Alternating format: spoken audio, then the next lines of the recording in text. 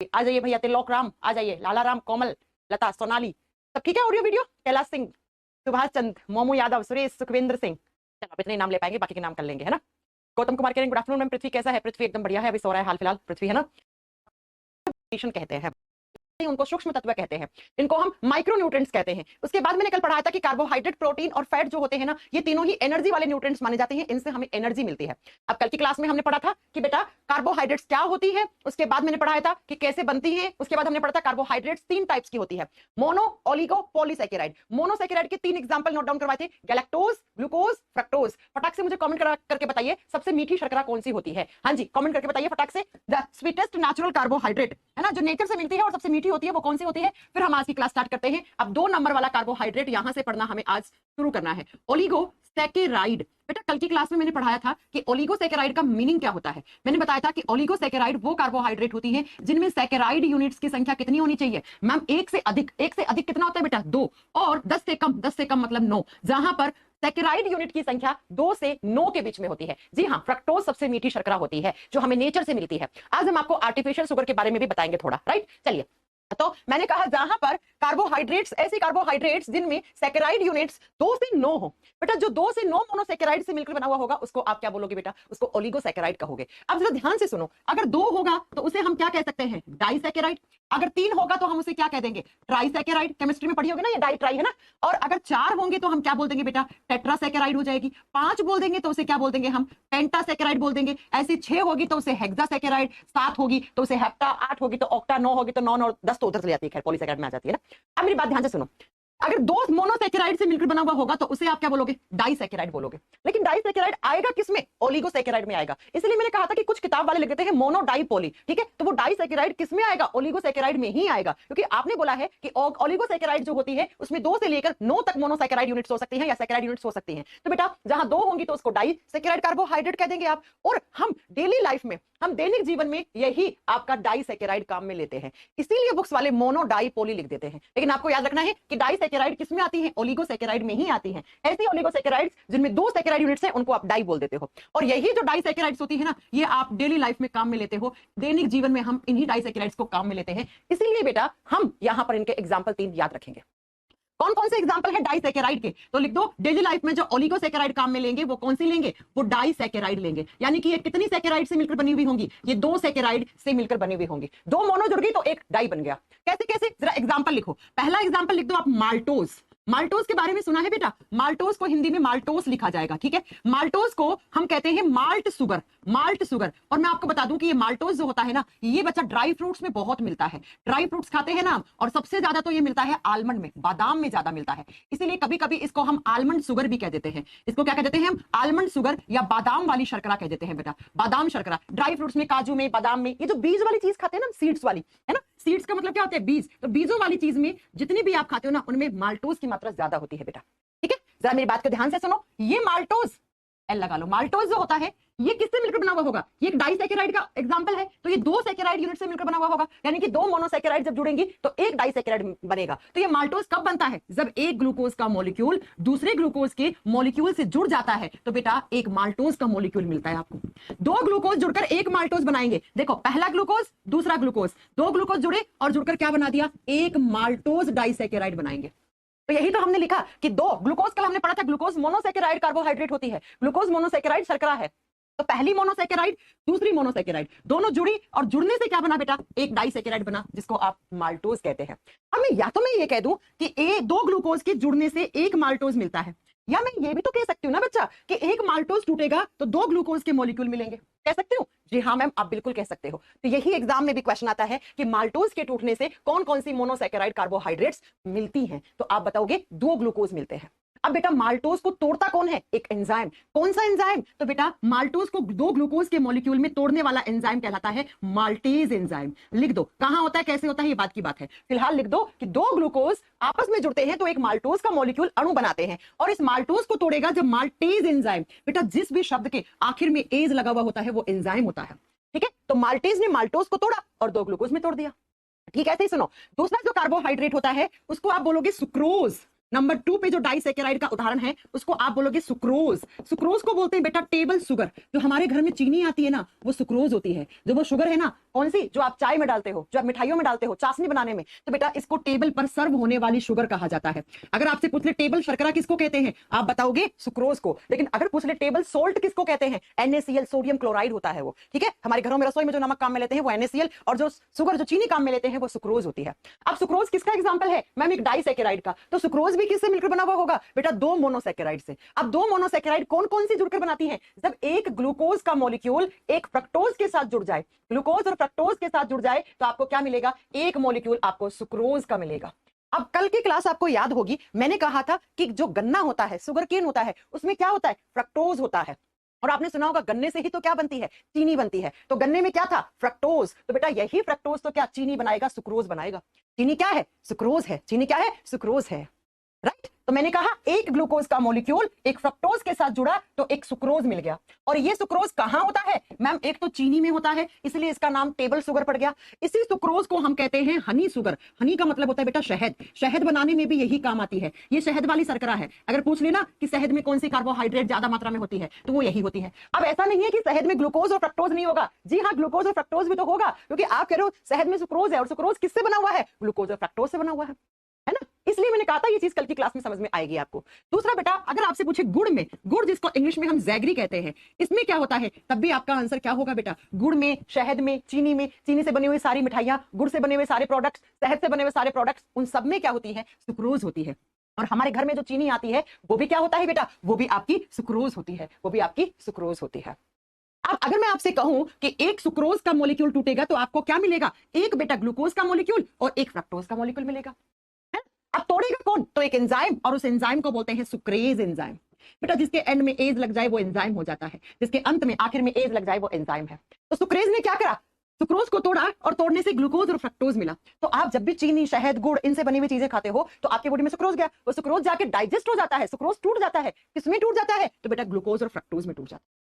Then ये glucose और fructose क्या देते हैं, एनर्जी देते हैं, ऊर्जा देते हैं। कल की क्लास में पढ़ाया था कार्बोहाइड्रेट से हमें क्या मिलती है, एनर्जी मिलती है। हम क्यों खाते हैं कार्बोहाइड्रेट्स, बेटा एनर्जी के लिए। मस्त राम बेटा, बार बार राम राम लिखने से क्या हो जाएगा, एक बार कमेंट कर दिया, हमने देख लिया है। आप क्लास में 15-20 मिनट लेट आओगे, फिर आपको लगता है मैं आपका कमेंट रिप्लाई करूंगी, तो ये पॉसिबल नहीं होता है ना। चलिए अब तीसरा डाइसैकेराइड का एग्जांपल सुनो।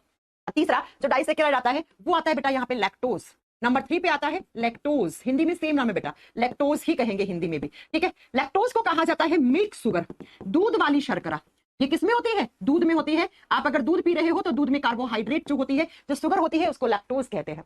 इसलिए दूध से बने हुए जो प्रोडक्ट्स आते हैं लैक्टोजन, है ना, आपने सुना होगा। राइट, जब बात करते हैं कि ये जो मिल्क शुगर है ये किसमें पाई जाती है, ये दूध में कौन सी शर्करा पाई जाती है, लैक्टोज, है ना। अब ये लैक्टोज जो है कैसे बनता है, आप बताओगे बेटा कि जब एक ग्लूकोज का मॉलिक्यूल एक गैलेक्टोज के मॉलिक्यूल के साथ जुड़ जाएगा, ग्लूकोज प्लस गैलेक्टोज। कल हमने पढ़ा था ग्लूकोज भी एक मोनोसैकेराइड कार्बोहाइड्रेट होती है और गैलेक्टोज भी एक मोनोसैकेराइड कार्बोहाइड्रेट होती है। दोनों मोनो जुड़ेंगे तो एक डाई बनेगा, और डाई यहां से कौन सा बनेगा, लैक्टोज बनेगा।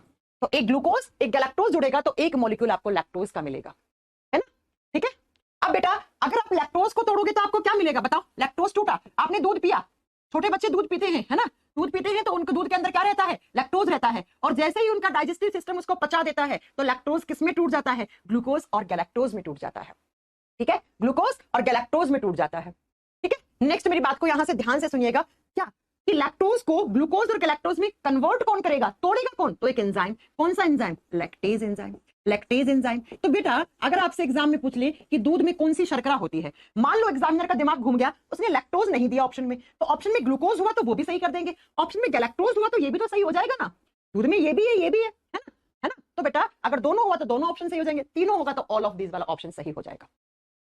ठीक है, आगे बात समझ में। तो जैसे मैम सुक्रोज, जैसे मैम लैक्टोज, जैसे मैम आपका तीसरा कौन सा हो गया, आप बताओगे यहां पर माल्टोज। ये कहां पे, ये तीनों ही डाइसैकेराइड कार्बोहाइड्रेट्स होती है। डाई का मतलब होता है जब दो मोनो जुड़ जाती हैं तो एक डाइसैकेराइड कार्बोहाइड्रेट मिलता है हमें, दो मोनो के जुड़ने से। अब मैंने आपको कल की क्लास में एक होमवर्क दिया था, क्या होमवर्क दिया था, कोई बच्चा मुझे बता सकता है। हाँ जी, एक क्वेश्चन दिया था मैंने, क्या क्वेश्चन दिया था, फटाक से बताओ। चलिए एक क्वेश्चन दिया था कल की क्लास में, अब मुझे फटाक से बता दो क्या क्वेश्चन दिया था, क्योंकि वो वापस आएगा। मैंने कहा था कि ग्लूकोज, फ्रक्टोज, गैलेक्टोज तीनों के फॉर्मूले सेम होते हैं, लेकिन उनकी जब स्ट्रक्चर देखते हो तो स्ट्रक्चर डिफरेंट होती है। तो केमिस्ट्री में ऐसे केमिकल्स जिनका फॉर्मूला सेम होता है लेकिन उनकी जो केमिकल स्ट्रक्चर होती है, जो रासायनिक संरचना होती है वो अलग अलग होती है, उनको हम क्या कहते हैं? तो उनको हम आइसोमर्स कहते हैं, उनको हम आइसोमर्स कहते हैं, समावेयी कहते हैं। एक बच्चा कह रहा है, कौन कह रहा है कि कुछ भी समझ में नहीं आ रहा? बेटा कुछ नहीं हो सकता अगर अब भी समझ में नहीं आ रहा है तो, अगर अब भी समझ में नहीं आ रहा तो कुछ नहीं हो सकता, क्लास छोड़ सकते हो आप। इससे आसान भाषा में कहीं नहीं मिलने वाला है आपको। गंगाराम मीना कह रहे हैं कुछ समझ नहीं आ रहा है मैम, कोई बात नहीं गंगाराम मीना, आप कोई और बैच ज्वाइन कर लीजिए, है ना। तो केमिस्ट्री में हम ऐसे कंपाउंड्स को, ऐसे यौगिक को क्या कहते हैं? आइसोमर्स कहते हैं। अब मैम आप यहाँ पे क्यों बता रहे हैं? समस्थानिक नहीं होते हैं बेटा, हिंदी को समावेयी कहते हैं हिंदी में, ठीक है। अब सुनो जरा, दो वे आएंगे ना, हाँ ऐसे लिखा जाएगा। अब एग्जाम में कैसे क्वेश्चन आता है? एग्जाम में पूछेगा आपसे कि ग्लूकोज का आइसोमर बताओ, what is the isomer of glucose, तो क्या करके आओगे फिर आंसर?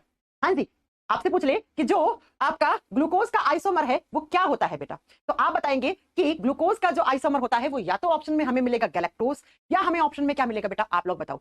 मैंने कहा जिनके जिनके केमिकल फॉर्मूला सेम है, तो मोनोसैकेराइड का केमिकल फॉर्मूला तीनों का सेम होगा। किस किस का? ग्लूकोज का, फ्रक्टोज का और तीसरा गैलेक्टोज। तो ग्लूकोज के दो आइसोमर्स होते हैं, कौन कौन सा? एक गैलेक्टोज होगा और एक क्या होगा? फ्रक्टोज होगा। तो ऐसे कभी कभी एग्जाम में क्वेश्चन बन जाते हैं बेटा। ऐसे ही आपसे पूछ ले फ्रक्टोज का आइसोमर क्या है, तो आपको बताना है, ठीक है। ऐसे गैलेक्टोज का आइसोमर क्या है, तो आपको बताना है वहां पे, ठीक है। आगे बात समझ में? अब आज अंतिमा कह रही ग्लूकोज का लैक्टोज है। अरे भैया कैसे हो गया अंतिमा लैक्टोज? तुम यार बिल्कुल दिमाग से ना क्लास अटेंड करा करो। चलिए नेक्स्ट सुनो।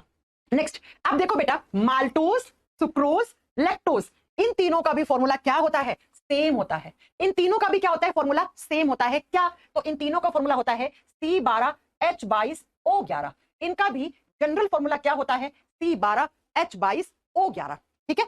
तो ये बात भी आप याद रखिएगा। अब आपसे कैसे एग्जाम में क्वेश्चन पूछेगा? एग्जाम में क्वेश्चन पूछेगा कि मैम जो सुक्रोज है उसका आइसोमर क्या है, तो सुक्रोज का आइसोमर माल्टोज भी होगा और लैक्टोज भी होगा। ऐसे ही लैक्टोज का कौन कौन सा होगा? सुक्रोज और माल्टोज। अब मुझे पता है आपके दिमाग में क्वेश्चन आ रहा होगा कि मैम ये फॉर्मूला कहां से आया। चलिए इसी बात को हम बता देते हैं। बेटा आप ये बताओ कि मैंने कहा माल्टोज किससे मिलकर बना हुआ है? माल्टोज दो ग्लूकोज के मॉलिक्यूल से मिलकर बना हुआ है। ग्लूकोज का फॉर्मूला क्या होता है? C6H12O6 plus C6H12O6। ये ग्लूकोज का फॉर्मूला होता है कि नहीं होता है? अगर आप दो ग्लूकोज को साथ में जोड़ोगे तो थोड़ा सा आपको यहां से हीट देना होगा, और यहां से क्या होगा बेटा? इसको हीट देने से पानी का मॉलिक्यूल बाहर निकल जाएगा। अब जरा इनको प्लस करो, कार्बन 6 और कार्बन 6 कितने हो गए? 12 हो गए। तो कार्बन की संख्या कितनी होगी? 12। हाइड्रोजन कितने हो गए? 12 और 12 24 हो गए। लेकिन दो हाइड्रोजन पानी में बाहर चले गए ना, तो कितने बचे बेटा? 22 बचे। अब बताओ ऑक्सीजन कितने थे? 6 और 6 12, लेकिन एक ऑक्सीजन पानी में यहां बाहर चला गया ना, पानी के अणु के रूप में, तो ऑक्सीजन कितने बच गए? 11 बच गया। तो ये स्टैंडर्ड फॉर्मूला माना जाता है डाइसैकेराइड्स का। ये स्टैंडर्ड फॉर्मूला माना जाता है किसका? आप बताओगे बेटा? आपके डाइसैकेराइड्स का, ठीक है। फॉर्मूला तीनों का सेम है, लेकिन जब आप इनके केमिकल स्ट्रक्चर्स पढ़ोगे तो वो डिफरेंट होती है। इसीलिए हम क्या कहते हैं? इनको आइसोमर्स कहते हैं। इनको हम आइसोमर्स कहते हैं। शायद आपका पॉइंट क्लियर हो गया होगा। हो गया? कैसे क्वेश्चंस आएंगे बता दिए हैं हमने। अब जरा मेरी बात को नोट करके ध्यान से लिखना। बेटा मिल्क, जब आप दूध की बात करते हो ना, तो दूध को हम कहते हैं कि दूध में बहुत सारी चीजें होती हैं। छोटे बच्चे तो आप जानते हैं 6 महीने तक दूध ही पीते रहते हैं, है ना, माँ का ही दूध पीते रहते हैं। और जो माँ का दूध होता है उसको कोलेस्ट्रॉम कहते हैं, वो भी हम लिखवा देंगे अभी आपको। आप जरा मेरी बात को ध्यान से सुनिएगा। क्या जो दूध होती है, जो दूध होता है उसमें क्या क्या प्रेजेंट होता है? अगर मैं आपसे पूछ लूं मिल्क में कौन सी कार्बोहाइड्रेट होती है, अगर मैंने आपसे पूछा कि दूध में कौन सी शर्करा होती है, तो क्या क्या आंसर सही हो जाएगा? मैम मिल्क शुगर तो हम लैक्टोज को कहते हैं, लेकिन लैक्टोज के अंदर छुपा हुआ है ग्लूकोज और गैलेक्टोज, तो ये भी ऑप्शन सही हो जाएंगे, ठीक है। नेक्स्ट सुनो, अगर आपसे पूछ ले कि दूध में प्रोटीन कौन सी है, मिल्क में प्रोटीन कौन सी है, तो दूध में जो प्रोटीन आती है ना वो होती है बेटा केसीन प्रोटीन। कौन सी प्रोटीन होती है? Casein protein. ये प्रोटीन है बेटा। क्या नाम है इसका? इसका केसीन प्रोटीन नाम है। दूध के ऊपर जो मलाई आती है ना, वो मलाई केसीन की वजह से ही आती है, उसमें सबसे ज्यादा प्रोटीन होता है मलाई के अंदर, ठीक है। नेक्स्ट अगर आप बात करते हो कि दूध के अंदर और क्या होता है, दूध के अंदर कैल्शियम की मात्रा बहुत ज्यादा होती है। दूध में कैल्शियम बहुत ज्यादा होता है। तो कभी कभी ना दूध से ये दोनों क्वेश्चंस आ जाते हैं एग्जाम में। और कौन सा मिनरल, कैल्शियम क्या होता है? मिनरल होता है, खनिज तत्व होता है। तो कौन सा खनिज तत्व दूध के अंदर ज्यादा होता है? तो वो कैल्शियम होता है, ठीक है। और जो माँ का दूध होता है, मदर मिल्क होता है, उसको क्या कहते हैं? तो माँ का जो दूध होता है उसको कहते हैं कोलेस्ट्रम। जो माँ अपने बच्चे को दूध पिलाती है उस दूध को कोलेस्ट्रम कहा जाता है। बहुत बार एग्जाम में क्वेश्चन आ जाता है कि माँ के दूध को क्या कहा जाता है, तो कोलेस्ट्रम कहा जाता है। ये लो, ये सारे आपने ऑनलाइन कहां से स्टार्ट किया है? अमन खान आप क्या पूछना चाह रहे हैं? डोंट नो ना। ओके, तो माँ के दूध को हम कोलेस्ट्रम कहते हैं। और माँ के दूध में भी जरूरी जितनी भी सारी जरूरी एंटीबॉडीज होती है बच्चे के लिए, कैल्शियम होता है उसके अंदर, लैक्टोज भी होता है, केसिन होता है, सब कुछ पाया जाता है। तो ये डाइसैकेराइड या ओलिगोसैकेराइड्स के एग्जांपल हो गए, ठीक है। अब आइए तीसरा, तीसरे टाइप की जो कार्बोहाइड्रेट्स होती हैं उनको हम कहते हैं पॉलीसैकेराइड्स। नाम से क्लियर है बेटा, पोली का मतलब क्या होता है? पोली का मतलब होता है कॉम्प्लेक्स, कॉम्प्लेक्स का मतलब होता है बहुत सारी, ठीक है। पॉलीसैकेराइड ऐसी कार्बोहाइड्रेट्स होती है जिनके अंदर बहुत सारी सैकेराइड यूनिट्स होती है। पोली का मतलब हमेशा ज्यादा होता है, मैनी यूनिट्स, बहुत ज्यादा इकाइयां होती है। अब कितनी? तो बेटा जहां पर 10 या 10 से अधिक, 10 से अधिक कितनी? तो अनंत तक, इंफिनिटी तक, कितनी भी हो सकती है, कितनी भी हो सकती है। 10 हो सकती है, 100 हो सकती है, 250 हो सकती है, 1000 हो सकती है, 1 लाख हो सकती है, 1 करोड़ हो सकती है। यानी कि मैम ऐसी कार्बोहाइड्रेट्स जिसमें 10 से लेकर बहुत सारी कार्बोहाइड्रेट्स की यूनिट्स हो, उनको हम क्या कहते हैं? पॉलीसैकेराइड यूनिट्स कहते हैं, है ना, उनको हम पॉलीसैकेराइड यूनिट्स कहते हैं, ठीक है। अब जरा मेरी बात को ध्यान से सुनो।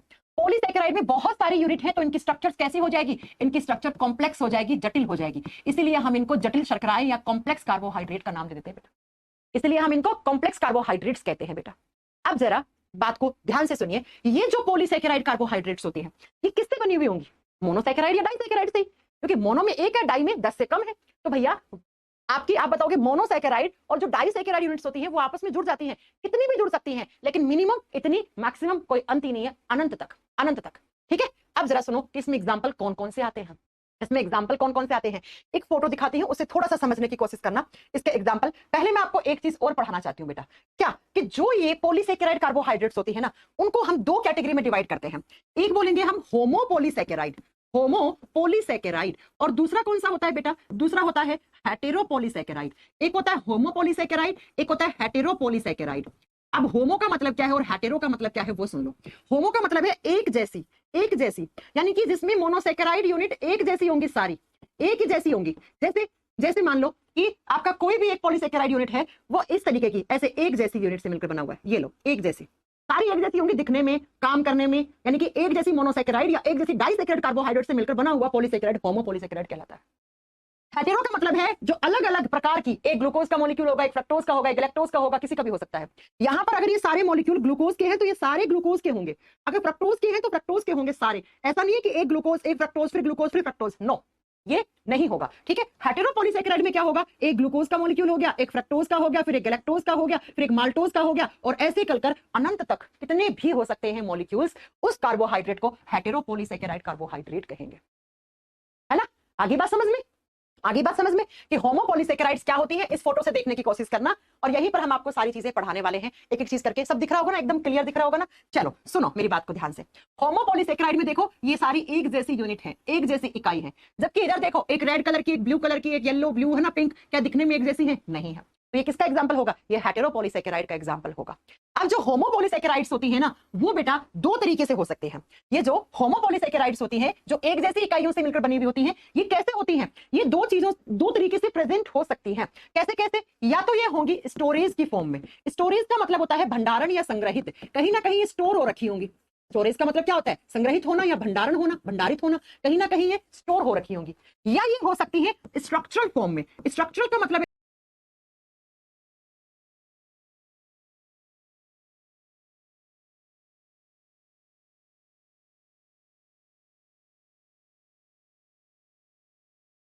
स्टार्च पाया जाता है, और ये स्टार्च क्या होता है? उनका स्टोरेज फूड होता है, या आप लिख सकते हो रिजर्व फूड होता है। बेटा रिजर्व फूड का मतलब होता है भंडारित भोजन या संग्रहित भोजन। हमारी गाड़ी में पेट्रोल और डीजल क्या होता है? आप बताओगे रिजर्व फॉर्म में होता है।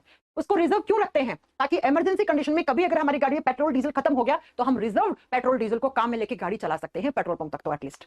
ठीक है, ऐसे ही पेड़ पौधों के पास अपना स्टार्च पेड़ पौधे रिजर्व फूड के फॉर्म में रखते हैं कि कभी अगर हमें जरूरत पड़ गई इस रिजर्व फूड की तो हम इसको काम में ले लेंगे। कहां होता है? प्लांट्स का। प्लांट्स का होता कहां पर है? तो आप लगाएंगे बेटे, आप बताओगे कि स्टार्च कहां होता है? तो प्लांट्स की रूट्स में होता है, जड़ों में होता है बेटा, जड़ों में पाया जाता है।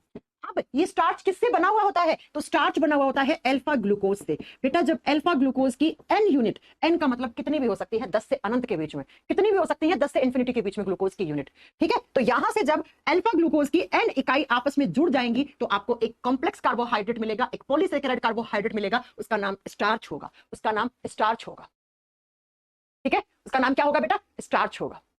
अब आप लोग सब लोग जानते हैं कि अच्छा मैं बताऊं ये स्टार्च कहां से आया प्लांट्स में। आप जानते हैं पेड़ पौधे फोटोसिंथेसिस करते हैं, प्रकाश संश्लेषण की अभिक्रिया करते हैं, और फोटोसिंथेसिस से क्या बनता है बेटा, बहुत सारा ग्लूकोज बनता है। ये बात आपने सबने बेसिक पढ़ी होगी ना कि पेड़ के जो पत्ते होते हैं, मान लो एक पत्ता यहाँ, एक यहाँ, एक यहाँ, एक यहाँ, एक यहाँ, इसके पास भी ग्लूकोज बन रहा है, इसके पास भी ग्लूकोज, इसके पास भी ग्लूकोज, इसके पास भी ग्लूकोज, इसके पास भी ग्लूकोज। अब ये बहुत सारा ग्लूकोज हो गया, ज्यादा मात्रा में हो गया, तो प्लांट्स क्या सोचेंगे, इसे स्टोर कर लेते हैं। हमारे घर में हम 10 किलो चीनी लाते हैं, 1 किलो चीनी डिब्बे में डाल लेते हैं, 9 किलो को स्टोर रूम में डाल देते हैं, स्टोर कर देते हैं। तो प्लांट्स में देखो इतना ग्लूकोज, ये ग्लूकोज, ये ग्लूकोज, ये ग्लूकोज, ये ग्लूकोज आपस में जुड़ जाएगा, और ग्लूकोज जब आपस में जुड़ जाता है, ग्लूकोज की n इकाइयां जुड़ जाती हैं, तो क्या बनता है, एक स्टार्च। तो पेड़ के इस पत्ते से ग्लूकोज आया नीचे की तरफ, इससे आया ग्लूकोज नीचे की तरफ, इससे आया, इससे आया, इससे आया, बहुत सारा ग्लूकोज प्लांट्स की किस में आ गया, रूट्स में आ गया, जड़ों में आ गया, तो यहाँ पर वो आके क्या बन गया, वो स्टार्च बन गया बेटा, और वो जड़ों के अंदर क्या हो गया, स्टोर हो गया। इसीलिए हम कहते हैं पेड़ पौधे का भंडारित भोजन या संग्रहित भोजन स्टार्च होता है बेटा, स्टार्च होता है। ठीक ऐसे ही हमारे बॉडी में भी हमारा रिजर्व फूड होता है, उसको आप ग्लाइकोजन कहते हो। प्लांट्स में स्टार्च है और हम लोगों में ग्लाइकोजन होता है बेटा। हमने कल की क्लास में आपको पढ़ाया था कि हमारे खून में जो शुगर होती है, ब्लड जो शुगर होती है, उसका नाम क्या होता है, मैम आपने पढ़ाया था ब्लड शुगर को हम ग्लूकोज कहते हैं। तो बेटा जब हमारे बॉडी में ग्लूकोज की अल्फा ग्लूकोज की n इकाई जुड़ जाती है तो वो ग्लाइकोजन कहलाती है। तो हमारे बॉडी में बहुत सारा ग्लूकोज है, हमारे खून में बहुत सारा ग्लूकोज की इकाइयां आपस में जुड़ गई, और जुड़ के वो कहां चली गई, वो हमारे लीवर में चली गई, हमारे यकृत में, यकृत या जिसको हम जिगर कहते हैं, उसमें जाकर वो ग्लूकोज किसकी फॉर्म में स्टोर हो गया, ग्लाइकोजन के रूप में। इसीलिए एग्जाम में क्वेश्चन क्या आता है, एग्जाम में क्वेश्चन आता है कि मनुष्य का या जंतुओं का संग्रहित या भंडारित भोजन क्या होता है, आप बताओगे ग्लाइकोजन।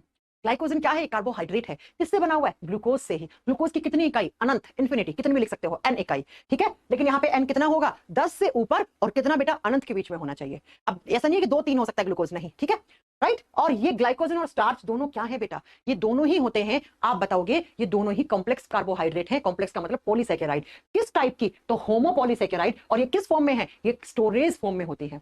ऐसे ही एक तीसरा होता है बेटा इन्यूलिन, इंसुलिन मत कर देना, इन्यूलिन, INULIN, इन्यूलिन। और ये जो इन्यूलिन होता है ना बेटा, ये किससे बनता है, ये फ्रक्टोज की n यूनिट से बनता है। अब फ्रक्टोज क्या है, पढ़ा चुके हैं हम, मोनोसैकेराइड है। फ्रक्टोज की जब n इकाई जुड़ जाती है तो इन्यूलिन नाम का कार्बोहाइड्रेट मिलता है।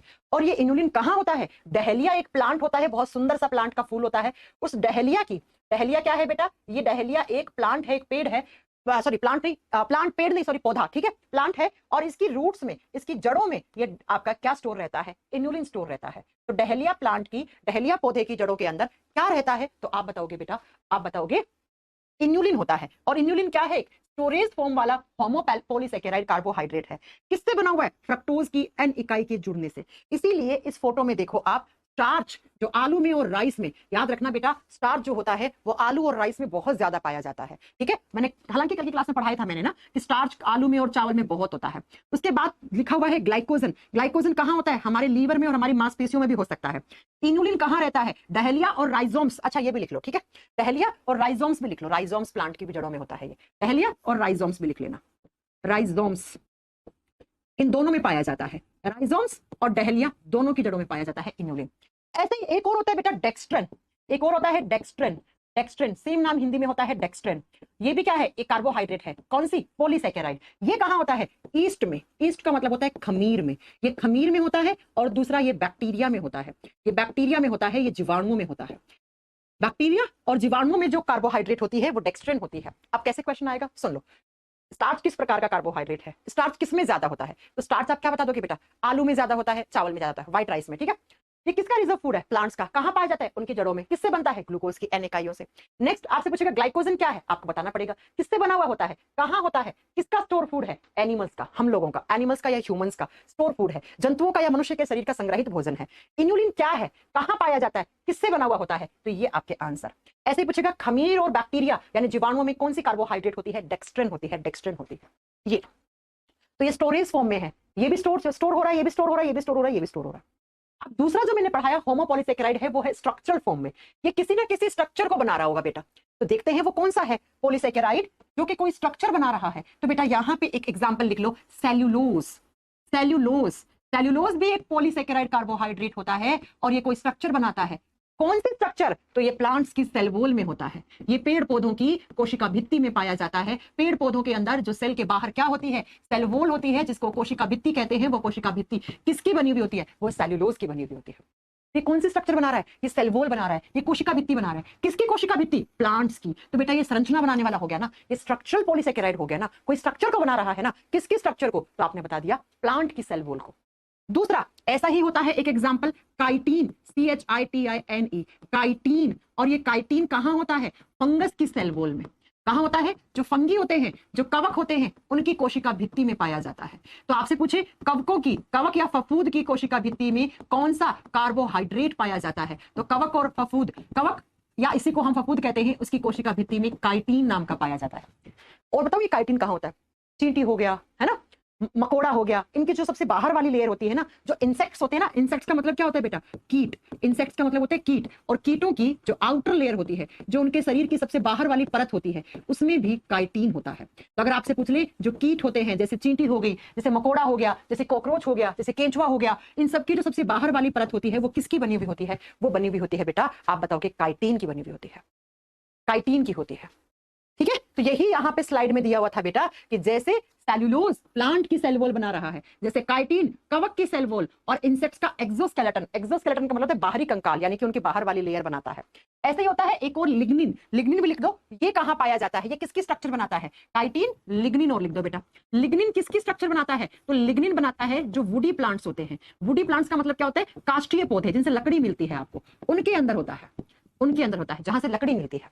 अब आप इतना कुछ जमेला नहीं याद करना चाहते ना, तो आप सिर्फ ऐसे याद करो कि कैसे याद करोगे? सुनो, आप याद करोगे starch, glycogen, inulin, dextran, next cellulose, chitin, lignin. ये सब क्या होती हैं? ये सब कार्बोहाइड्रेट के एग्जांपल हैं। और कैसी कार्बोहाइड्रेट? मैम ये पॉलीसैकेराइड कार्बोहाइड्रेट्स होती है। ग्लूकोज कैसा है? फ्रक्टोज कैसा है? माल्टोज कैसा है? गैलेक्टोज कैसा है ना? लैक्टोज कैसी कार्बोहाइड्रेट है? आपसे पूछ ले सेल्यूलोज कैसी कार्बोहाइड्रेट है? स्टार्च कैसा है? ग्लाइकोजन कैसा है? लिग्निन कैसा है? इन्युलिन कैसा है? डेक्स्ट्रिन कैसा है? शायद आप सभी के आंसर करने के लायक बन गए हो। बता दोगे? हाँ जी, यस और नो में जवाब दो, बता दोगे? तो मैंने कहा पॉलीसैकेराइड कार्बोहाइड्रेट, एक तो होती है होमोपॉलीसैकेराइड जो एक जैसी इकाइयों से मिलकर बना हुआ होगा। ये सारे example starch, glycogen, inulin, dextran, cellulose, lignin, chitin, ये सब होमोपॉलीसैकेराइड के एग्जांपल हैं। जबकि बेटा जो हेटेरोपॉलीसैकेराइड होती है उसके एग्जांपल एक होता है अगार, अगार AGAR से लिखते हैं, अगार। हालांकि आपको इतना डिटेल में नहीं पढ़ना है, किसी को पढ़ना है तो वो पढ़ सकता है। जैसे गम्स होते हैं, बहुत सारे प्लांट के अंदर जो छाल वाल होती है उसके अंदर गम्स पाए जाते हैं। जैसे हेमीसेल्यूलोज, जैसे पैक्टीन्स, ये सब होती हैं हेटेरोपॉलीसैकेराइड। ये सब क्या होती है? हेटेरोपॉलीसैकेराइड होती है। हाँ जी, आई बात समझ में कि पॉलीसैकेराइड क्या होती है? अब जरा नोट डालकर एक पॉइंट लिखना, इतनी सारी कार्बोहाइड्रेट्स मैंने पढ़ा, ये ग्लूकोज, फ्रक्टोज, माल्टोज, गैलेक्टोज, इन्युलिन, है ना, इन सब में सबसे ज्यादा कार्बोहाइड्रेट कौन सा होता है? 2 क्वेश्चन लिख लेना नोट डाल के। नोट का मतलब क्या होता है बेटा? ऐसी चीजें जो एग्जाम देने से जाने से पहले आपको पढ़ के ही जानी है। बेटा अगर आपसे पूछ ले किस यूनिवर्स में, इस संसार में सबसे ज्यादा शर्करा कौन सी होती है? Most abundant carbohydrate in this universe, सबसे ज्यादा शर्करा कौन सी होती है? सेल्यूलोज। सेल्यूलोज सबसे ज्यादा पाई जाने वाली कार्बोहाइड्रेट है। कहां होती है बेटा? प्लांट्स में। प्लांट्स में कहां होती है? उनकी सेल के बाहर जो सेल वॉल होता है उसमें पाया जाता है। नेक्स्ट सुनो, आपसे पूछ ले ह्यूमन बॉडी में, मनुष्य के शरीर में कौन सी कार्बोहाइड्रेट का डाइजेशन नहीं होता? मनुष्य के शरीर में वो कौन सी कार्बोहाइड्रेट है जिसका पाचन नहीं होता? हम कौन सी शर्करा को नहीं पचा सकते? अगेन आंसर है बेटा सेल्यूलोज। इस सेल्यूलोज का क्या नहीं होता बेटा? हमारे बॉडी में डाइजेशन नहीं होता। क्यों? क्योंकि इसको पचाने वाला एंजाइम नहीं है बेटा। सेल्यूलोज का पाचन मनुष्य के शरीर में नहीं होता। मैंने क्रॉस लगा दिया, इसका मतलब हम इसको डाइजेस्ट नहीं कर सकते। अब आप पूछो हम क्यों नहीं कर सकते? क्योंकि हमारे बॉडी में इसको पचाने वाला एंजाइम ही नहीं होता है। बाकी हम माल्टोज, लैक्टोज सबको पचा जाते हैं, लेकिन इसको नहीं पचा पाएंगे हम, क्योंकि ये पचाने वाला एंजाइम हमें दिया ही नहीं है ऊपर वाले ने। स्टार्च पच जाएगा, स्टार्च को तो माल्टोज में कन्वर्ट कर लिया जाता है हमारे बॉडी में, सलाइवरी अमाइलेज एंजाइम कर देता है, आप डाइजेस्टिव सिस्टम में पढ़ोगे। ठीक है, तो एग्जाम में क्वेश्चन आता है सबसे ज्यादा पाई जाने वाली शर्करा तो सेल्यूलोज। फिर दूसरा, ह्यूमन बॉडी में कौन सी कार्बोहाइड्रेट का डाइजेशन नहीं होता? सेल्यूलोज का नहीं होता। अब एक क्वेश्चन और लिख दो आप बेटा, एक होती है टैबलेट, है ना, एक होती है कैप्सूल। कैप्सूल खाते हो, कलरफुल लाल कलर का, है ना, कैप्सूल, येलो कलर का, ऐसे बहुत सारे कैप्सूल आते हैं। तो कैप्सूल के बाहर एक लेयर होती है बेटा, वो लेयर किस कार्बोहाइड्रेट की बनी हुई होती है? तो वो स्टार्च की बनी हुई होती है बेटा। आप जो कैप्सूल खाते हो बीमार होने पे, आपको डॉक्टर्स या तो देगा गोली, टैबलेट देता है ना, और एक दूसरा कौन सा होता है बेटा? एक दूसरा आप कैप्सूल खाते हो तो उस कैप्सूल की बाहर वाली जो मेम्ब्रेन होती है, या जो बाहर वाली लेयर, लेयर का मतलब परत, तो पूछता है एग्जामिनर, पूछा हुआ क्वेश्चन है ये रेलवे के एग्जाम में, रेलवे के प्रीवियस ईयर क्वेश्चन में मिलेगा आपको एक क्वेश्चन, क्या कि भैया जो कैप्सूल्स होते हैं उनके बाहर वाली जो मेम्ब्रेन होती है उसका जो बाहर वाली मेम्ब्रेन किससे बनी हुई है, तो आप क्या बताओगे, वो स्टार्च से बनी हुई होती है, स्टार्च से बनी हुई होती है। क्यों? क्योंकि स्टार्च का तो डाइजेशन होता है हमारे बॉडी में, ये तो पच जाता है। स्टार्च पहले माल्टोज में टूटता है, फिर ग्लूकोज में टूट जाता है। मैंने कहा ना स्टार्च किसका बना हुआ होता है, तो स्टार्च मोनोडाई से मिलकर बना हुआ एक पॉलीसेकेराइड कार्बोहाइड्रेट है, तो उसमें माल्टोज भी हो सकता है, उसमें ग्लूकोज भी हो सकता है। स्टार्च सबसे ज्यादा किसमें होता है, आलू में, आलू में स्टार्च ज्यादा होता है। चावल, राइस खाते हो ना, चावल में होता है। ऐसे ही बेटा ये होता है मक्के में, मक्का खाते हो उसके अंदर, ये इसके अच्छे सोर्स होते हैं। चावल में कार्बोहाइड्रेट होती है, प्रोटीन नहीं होती है। कभी आपने सोचा है हम दाल चावल एक साथ क्यों खाते हैं, कभी सोचा है आपने क्यों? क्योंकि जो आप दाल खाते हो ना, दालों में प्रोटीन होता है, दाल में क्या होता है, प्रोटीन होता है, जबकि चावल में प्रोटीन नहीं होता बेटा। चावल में क्या नहीं होता, प्रोटीन नहीं होता। मैं व्हाइट राइस की बात कर रही हूँ, ब्राउन राइस की बात नहीं कर रही हूँ। ब्राउन राइस में प्रोटीन होता है, व्हाइट राइस की बात कर रहे हैं हम, ठीक है। तो चावल में प्रोटीन नहीं है, तो चावल को जब दाल के साथ खाओगे तो प्रोटीन की कमी पूरी हो जाएगी ना, इसीलिए हम दाल चावल एक साथ खाते हैं बेटा, ठीक है। तो चावलों में क्या नहीं पाया जाता, प्रोटीन नहीं पाया जाता, जबकि चावलों में कार्बोहाइड्रेट्स पाई जाती है, पाई जाती है, ठीक है। तो हमने पढ़ा कार्बोहाइड्रेट क्या होती है, क्या काम करती है कार्बोहाइड्रेट, कितने टाइप की होती है और उनके एग्जाम्पल्स जो एग्जाम में आ जाते हैं, ये सारी चीजें आपको याद करनी है। अब अगर हमारे बॉडी में आप कार्बोहाइड्रेट नहीं खा रहे हो, मैंने आपको कल की क्लास में पढ़ाया था कि मिनिमम आपको 300 ग्राम पर डे कार्बोहाइड्रेट्स लेनी ही लेनी है। कब? जब आप सुबह का लंच, सुबह का नाश्ता, दोपहर का लंच, रात का डिनर, सब मिला के 24 घंटे में 300 ग्राम कार्बोहाइड्रेट्स तो आपके बॉडी में जानी ही जानी चाहिए। अब अगर नहीं जा रही है, इतनी इतनी कार्बोहाइड्रेट्स नहीं जाएगी, तो आपकी बॉडी में क्या हो जाएगी, कार्बोहाइड्रेट्स की कमी हो जाएगी। अब बताओ जरा कमी होने से क्या हो जाएगा, तो बेटा आप जानते हैं कार्बोहाइड्रेट्स क्या देती हैं, कार्बोहाइड्रेट्स एनर्जी देती है, या आप लिख दो कार्बोहाइड्रेट से हमें इंस्टेंट एनर्जी मिलती है। इंस्टेंट एनर्जी का मतलब होता है बेटा तुरंत, आप चाहते हो कि कम समय में हमें तुरंत एनर्जी मिल जाए, तो क्या खाना पड़ेगा, मीठी चीज खाओ। कभी सोचे किसी इंसान को चक्कर आता है तो हम एक गिलास पानी में चीनी घोल के पिला देते हैं, क्यों? क्योंकि चीनी कार्बोहाइड्रेट है। और कार्बोहाइड्रेट्स जो होती है, ग्लूकोज पिला देते हैं, ग्लूकोज क्या होता है, कार्बोहाइड्रेट होता है। कार्बोहाइड्रेट्स का डाइजेशन सबसे पहले होता है हमारे मुंह में ही हो जाता है। जैसे ही आपने उस ग्लास पानी के ग्लास के अंदर जो चीनी घुली हुई है, उसका डाइजेशन हमारे मुंह में हो जाएगा। अगर किसी को चक्कर आ रहा है तो उसको चॉकलेट खिला दो, उसको एक रसगुल्ला खिला दो, गुलाब जामुन खिला दो, क्योंकि मीठे होते हैं, और मीठों में क्या होता है, शुगर होती है, कार्बोहाइड्रेट होती है। और कार्बोहाइड्रेट से क्या मिलती है, तुरंत एनर्जी मिल जाती है, इंस्टेंट एनर्जी मिल जाती है। तो इंस्टेंट एनर्जी लेनी है तो कभी किसी को प्रोटीन वाली चीज मत खिलाना, उसको कार्ब्स खिलानी पड़ेगी, उसको शर्करा खिलानी पड़ेगी, उसको कार्बोहाइड्रेट खिलानी पड़ेगी। क्यों? क्योंकि कार्बोहाइड्रेट से क्या मिलती है, इंस्टेंट एनर्जी मिलती है बेटा। तो अब बताओ अगर हमारे बॉडी में कार्बोहाइड्रेट की क्या होगी, कमी होगी, तो हमारे बॉडी में एनर्जी नहीं होगी, और बिना एनर्जी के आप काम करोगे तो आपको क्या हो जाएगा, फटीग हो जाएगा। फटीग का मतलब होता है बेटा थकान, आप जल्दी थक जाओगे, आपकी वर्क कैपेसिटी डिक्रीज हो जाएगी, कार्य करने की क्षमता में कमी आ जाएगी। अगर आप एक दिन में 300 ग्राम कार्बोहाइड्रेट नहीं खा रहे हो तो बेटा आपके बॉडी में एनर्जी की कमी हो जाएगी। बिना एनर्जी के आप काम कर पाओगे क्या? नहीं, आपको चक्कर आ सकते हैं बिना एनर्जी के, आपके ऑर्गन्स थक जाएंगे, वो कहेंगे भैया एनर्जी चाहिए हमें, और आप क्या हो जाएगा, आप में फटीग हो जाएगा, आप में थकान हो जाएगी, और आप काम करने के लायक नहीं बचोगे, या आपकी वर्क कैपेसिटी डिक्रीज हो जाएगी, आपकी कार्य करने की क्षमता में कमी आ जाएगी। जो काम आप 2 घंटे में कर रहे थे आप वो 5 घंटे में करोगे, क्योंकि आपकी बॉडी में एनर्जी नहीं है बेटा। इसीलिए हम कार्बोहाइड्रेट्स किस लिए खाते हैं, ताकि हमारे बॉडी में इंस्टेंट एनर्जी मिले और एनर्जी मिले। और मैं आपको बता दूं, हमारे बॉडी, देखो एनर्जी प्रोटीन से भी मिलती है, एनर्जी फैट से भी मिलती है, लेकिन हमारे बॉडी में सबसे ज्यादा एनर्जी हम किससे लेते हैं, कार्बोहाइड्रेट से लेते हैं। क्यों? क्योंकि इसकी क्वांटिटी आप ज्यादा लेते हो, नुकसान नहीं है इतना ज्यादा, ठीक है। मैम किसी को शुगर हो तो शुगर जिसको होती है वो नहीं ले सकता कार्बोहाइड्रेट, वो प्रोटीन से अपनी एनर्जी को पूरी करेगा, क्योंकि भैया शुगर लेवल पहले ही बढ़ा हुआ है। मैं आगे पढ़ाऊंगी आपको, एक इंसुलिन हार्मोन होता है, जब उस हार्मोन के बारे में पढ़ाऊंगी तब आपको बहुत अच्छे से पढ़ाऊंगी कि शुगर लेवल कितना होना चाहिए, खाना खाने से पहले कितना होना चाहिए और खाना खाने के बाद कितना होना चाहिए। ये सारी बातें हम आगे आपको बताएंगे, अभी नहीं, ठीक है। हाँ शुभम आपकी आज फर्स्ट क्लास है। मैम कितना खाना होता है बेटा, खाना खाने की जो क्वांटिटी है वो आपके शरीर के हिसाब से होती है, ठीक है। डाइट, जो आपके डाइटिशियंस होते हैं, डाइटिशियंस क्या होते हैं, जो आपकी बैलेंस डाइट के बारे में बताते हैं, वो लोग बताते हैं ऐसा कि आपको कितना खाना खाना लेना चाहिए, ठीक है। नीरज कह रहे हैं आप रिप्लाई क्यों नहीं करें, बताइए क्या क्या रिप्लाई करें। मैम हम फिजिक्स कहाँ से पढ़ सकते हैं, आप अंकुर सर से पढ़ रहे होंगे ना फिजिक्स, और कहाँ से पढ़ना है। मैम डेली कितना प्रोटीन लेना चाहिए, सनी जी हम प्रोटीन नेक्स्ट क्लास में स्टार्ट करेंगे, तब आपको बताएंगे कि प्रोटीन कितना लेना है। शुभम कुमार क्या कहना चाह रहे हैं आप, है ना। उल्टी आने पे क्या खाना चाहिए, उल्टी आपको किस रीजन से आ रही है वो भी तो पता होना चाहिए ना। हाँ जी साहिल, नेक्स्ट क्लास में आपके क्वेश्चन का आंसर मिल जाएगा। मैं बहुत पतली हूँ, क्या करूँ, पतले हो आप तो वेट गेन करो, वेट गेन के लिए कार्बोहाइड्रेट्स खाओ, प्रोटीन्स खाओ ज्यादा। मैम आपकी बुक कैसे परचेज करें, बेटा मेरी किताब 1 अगस्त को आएगी, 1 अगस्त को आएगी, तब बताएंगे कैसे परचेज करनी है, अभी थोड़ा पेशेंस रखो, ठीक है। मैम चाय में क्या होता है, चाय में कोई कार्बोहाइड्रेट नहीं होती है, बिल्कुल नहीं होती है, ठीक है। चाय मत पिएगा, चाय मतलब देखो पी रहे हो लेकिन ज्यादा चाय नहीं पीनी चाहिए, ज्यादा चाय आपको एसिडिटी कर